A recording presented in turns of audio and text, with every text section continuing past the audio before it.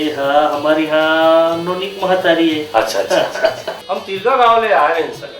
हम शादी के रिश्ता के संबंध में आ रहे हैं। अच्छा। हमारे एक लड़का पिछले बार सम्मेलन हो रही है, सामाजिक सम्मेलन अंजोरा में, तो वहाँ आपके यहाँ लड़की लग देख के पसंद कर रहे हैं। अब वो एकदम जिद्दी करा थे कि मैं शादी वही लड़के करूँ ऐसे की। अब ऐसे है कि अब आजकल के समय के हिसाब से अब हम आपके पास आ रहे हैं, आपके क्या इरादे तो बताओ भाई। बिहाव तो करहूँ में हाँ। चर्चा में से हमारे यहाँ जिन बड़े भाई है वो आपके बारे में बता रही सुहा। अच्छा। अब अगर लड़की वाले लड़का वाले के यहाँ जाके इसे कुछ बात करना है तो जमे नहीं। हम तो रास्ता देखत रहे ना आपके भैया ही अच्छा। ये हमारा सौभाग्य है कि आप आए हो। ठीक है भाई। घर आन देखे कोई जरूरत नहीं है।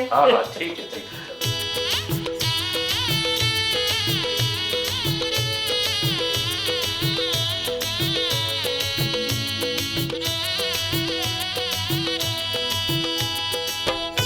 क्या नाम है नोनी तो? प्रिया। अच्छा। लड़का तो सिर्फ तो 16 आना है, जैसे हमारे बाबू बता रहे थे। तब बात तो हमारी तरफ से पक्का है। और भाई आपके दहल में पक्का है तो फिर हमारे दहल में खबर हमारे दहल में भी पक्का है।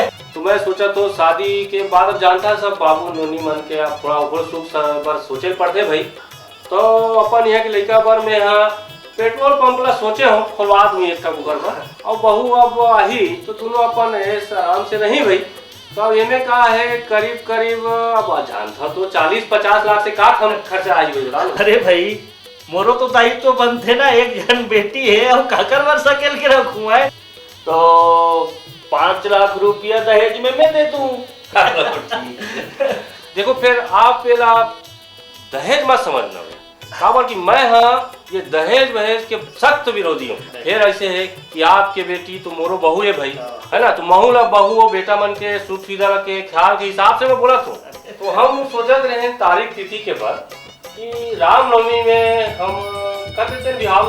रामनवमी हमारे सन्नी जब नहीं सका। अच्छा। जोत जलात है शीतला में। अच्छा। चना गहूँ भी मिजाए नहीं है। अच्छा। गाँव भी दूठा नौ जमारा है, जोत जमारा के। हाँ।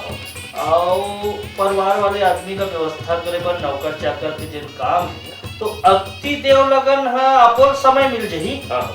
और मोरो नौकर चाकर फ्री हो जाही।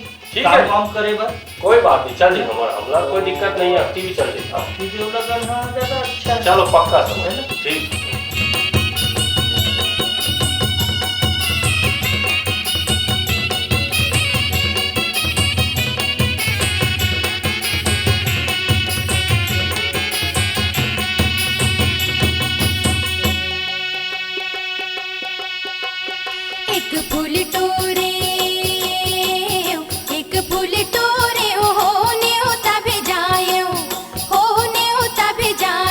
जावा जावा फुलवा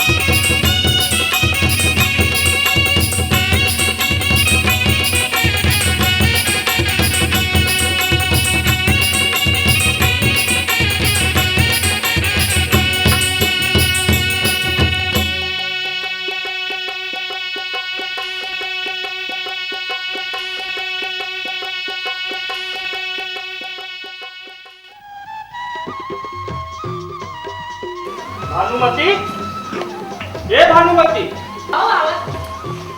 अरे भाई ते है तो बेटी ज्यादा ते समझा था सर। अब ये लड़का मन हो गया पन्ना भाई जब तो बनी देख लड़का मन तैयारी कर देख जा ए तमाम कहां जी कैसे कैसे तुम काम न करा था वो सब करा तो ओडा तैयारी करवा था वाला बढ़ा दे हां कहीं तैयारी है नहीं है तैयारी हो से ऐसे कथा सब वही रहा दे भाई माइक ला इमे मत बनता हां माइक तो अक्सर बाहर करवा देबे हां बाजा वाले मन ला चाय पानी हां वो अभी चल वो चाय ला के देना कैसे देखा दसते है और मोनी मन कहां है मैं बुलवाए ज्योति अरे जा मेरा चलो बेटा चलो काम चलो चलो तो तुम काम में सब लगो कैसे ये करा तो भाई तुम मन है ओहो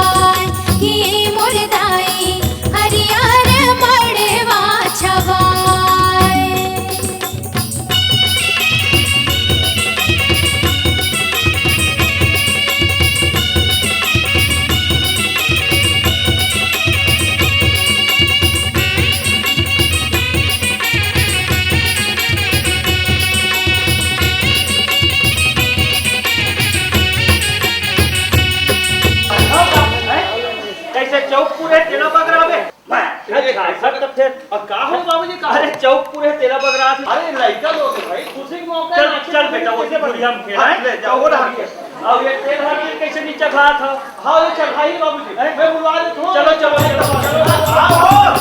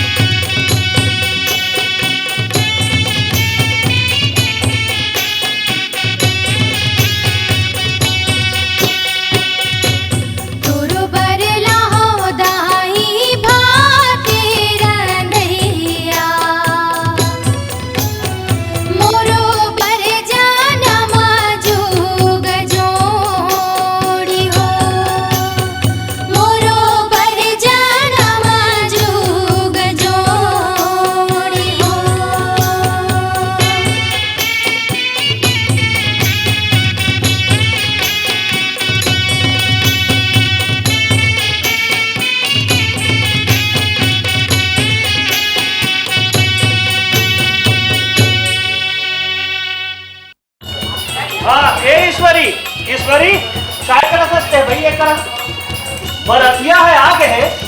अब तो फूफा चाय पानी धर के चल दे, तू मन काय करत हो? देख बेटी वाले नौकरी है लगू, कोई तैयारी है ऐसा तू बरतिया है काय कही हमला? हलवाई वाले काम हो गए बाबूजी। और बरा तो चुरा था। और वो सोहारी के का हाल चाल? वो तो चूर के बाबू दार है उतर जते आगे में रखवा दे ले मैं बात हूं। और सब बेटी माई मन आगे ना नहा के आगे है बाबूजी। फिर मोसी, अरे तोर मोसी कामे भी है फाटो घर आया है तो काम ना काम असल करना चाहिए। तो घूमे गए है अभी जी। और भानुमती ते काय करत है? काय काबर की रीति नहीं करत है? ते है तो कम से कम जिम्मेदारी से काम न करे कर भाई। घर के सब बुतहा हो गए ते काबर चिल्लाथस खोत रही। मैं नहीं चिल्ला हूं तो फिर कामों नहीं हुई। जेन भी है ते मन चलो बेटी हो पर खाए चलो चलो। तो और ते कैसे नो नहीं इधर पर खाए तैयारी करत हो। चलो तो ईश्वरी जल्दी चलो चलो चल नो नहीं चलो चलो।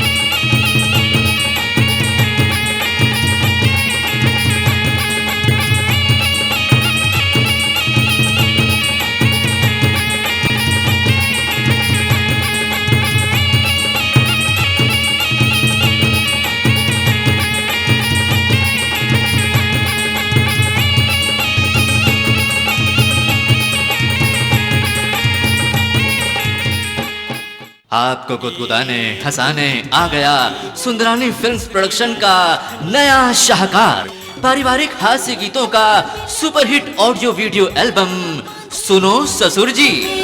ये टूरी कारी वो कुकरीला राख नजरिया में ए टोर बिलवारे कुकराला बांधे दुवरिया में कुकरी तोर दीवानी है कुकरा के बदनामी है भाग जाही वाली उमरिया में तोर कुकराया थरे कुकरीला भड़का थरे गले चुप जाते। सुनो ससुर जी, जिसके शरारत भरे मस्ती में डूबे गीतों को अपनी चुलबुली आवाज में पिरोया है आपकी जानी पहचानी गायिका बसंती रंगीली ने। साथ में सुनील तिवारी, रामू यादव और मालती बंजारे की दिलकश आवाज का जादू है सुंदरानी वीडियो वर्ल्ड पर। उस वीडियो सीडी और टेप कैसेट का नाम है सुनो ससुर जी। कुकुर पिलाई कोलिया रे बन माछी ठुमे गुड़ ढेलिया रे कर्मा पधी हथेलिया रे दिने मत खींचंदनिया रे। निर्माता लखी सुंदरानी, निर्देशक मोहन सुंदरानी पेश करते हैं आपको हंसा हंसा कर लोट पोट कर देने वाले नृत्य और गीतों का मजेदार हंगामा, जिसे सुनकर देखकर आपका मन हो जाएगा दीवाना। सुंदरानी वीडियो वर्ल्ड पर आज ही ले आइए भरपूर मनोरंजन का खजाना सुनो ससुर जी। ढेलिया रे चेहरा चेहरा तोर चेहरा दीवाना बनाए रानी तोर चेहरा दीवाना बनाए रानी तोर चेहरा परे मोरे नींद ल जगाए सपना दीवाना बनाए रानी तोर चेहरा। एक होने वाली सारी है हाय गजब के पिंयारी है ए साले भाग जा नहीं तो मैं तोर गोड़ाई लटोर दे। आपको गुदगुदाने हंसाने आ गया सुंदरानी फिल्म्स प्रोडक्शन का नया शाहकार पारिवारिक हास्य गीतों का सुपरहिट ऑडियो वीडियो एल्बम सुनो ससुर जी। जल्दी कराओ ये दुल्हा बैहा थे जल्दी कराओ जगहा है का ये पगला है का ये दुल्हा बैहा थे लड़का है का। सुनो जी ससुर सुनो मोरे सास बाजा गाजा संग लेके आए हो बारात। सुनो जी ससुर सुनो मोरे सास